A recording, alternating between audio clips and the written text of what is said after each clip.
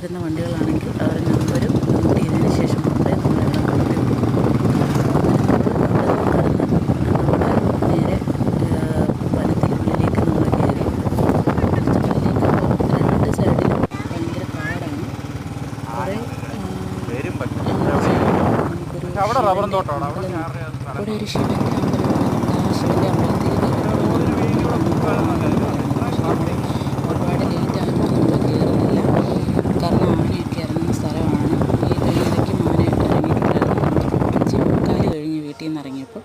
അതുകൊണ്ട് പെട്ടെന്ന് തന്നെ തൊഴുതിറങ്ങാൻ വേണ്ടിയിട്ടാണ് പോയത്. അങ്ങനെ ഞങ്ങൾ അവിടെ എത്തി.